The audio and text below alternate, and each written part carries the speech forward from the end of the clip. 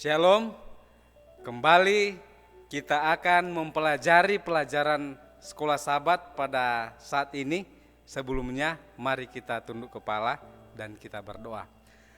Bapa di sorga, terima kasih karena Roh Kudus Tuhan selalu menyertai kami. Dan pada saat kami mau belajar firman Tuhan lewat pelajaran Sekolah Sabat, kuasai kami dengan kuasa Roh Kudus Tuhan supaya boleh mengerti kebenaran firman Tuhan dan boleh kami hidupkan dalam kehidupan kami sehari-hari sambil kami menantikan kedatangan-Mu yang kedua kali. Ampuni dosa kami dalam nama Yesus Juru Selamat kami. Amin. Baik, pada sepanjang minggu ini judul besarnya yaitu Marilah Kepadaku. Kita datang kepada Tuhan. Kemarin kita sudah mempelajari bagaimana aku lemah lembut dan rendah hati. Dan pada sekarang ini Rabu 28 Juli judulnya Sebab Kuk yang Kupasang Itu Enak. Jadi ayatnya sebenarnya terdapat di dalam Matius 11 ayat 30. Sebab kuk yang kupasang itu enak dan bebanku pun ringan. Nah, kalau kita mempelajari dan kita melihat bahwa penggunaan kuk oleh Matius di bagian ini menggemakan penggunaan istilah di dalam Yudaisme dan ayat-ayat perjanjian baru lainnya yang merujuk pada pemahaman hukum yang salah.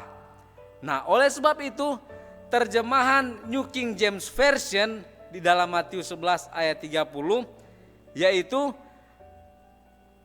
baik, menyenangkan, bermanfaat dan murah hati. Jadi kuk yang diterjemahkan di sini yaitu artinya baik, menyenangkan, bermanfaat dan murah hati. Dan orang banyak berpikir bahwa ini tidak cocok. Tetapi kita selalu ingat sebagai orang tua yang sudah memiliki anak yang masih kecil dan kita bisa melihat bagaimana anak-anak kita itu berkembang. Pada saat mereka bertumbuh, mereka merangkak, kemudian mereka mau berjalan. Pada saat mereka mau berjalan, maka mulanya mereka akan jatuh. Bahkan mungkin akan luka, memar. Tetapi akhirnya mereka bangkit lagi, kemudian berjalan. Jatuh, bangkit lagi, kemudian berjalan.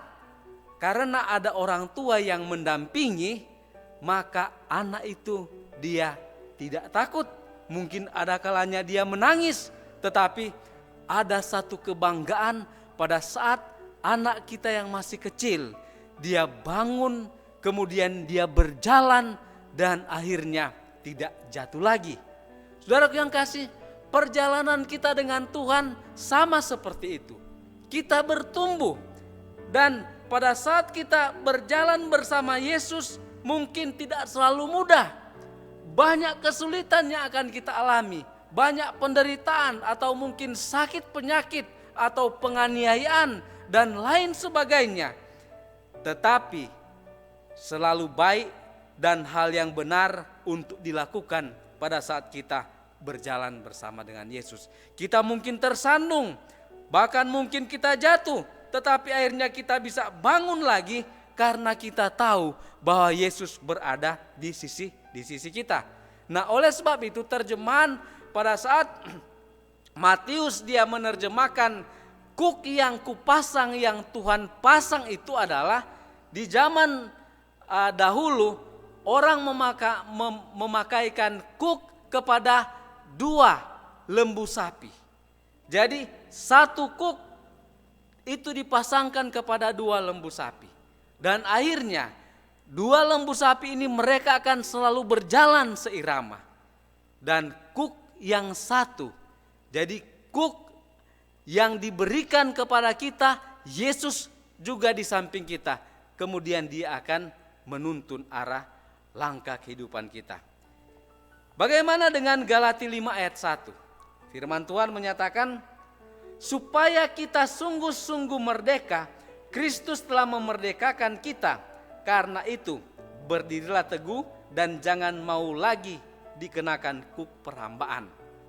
Nah, saudaraku yang kekasih, apa maksudnya di sini? Jadi kuk perhambaan atau kuk perbudakan.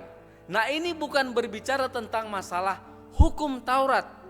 Karena yang Paulus maksudkan itu adalah kuk perbudakan itu tidak mengacu kepada kepatuhan pada 10 hukum Tuhan, 10 perintah Tuhan.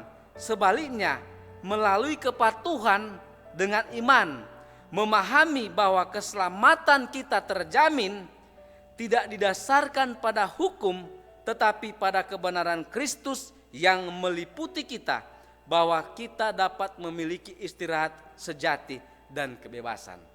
Jadi, kuk yang dimaksudkan di sini bukanlah kuk yang tidak menyenangkan, kuk perhambaan dosa, kuk pelanggaran, bukan itu yang dimaksud.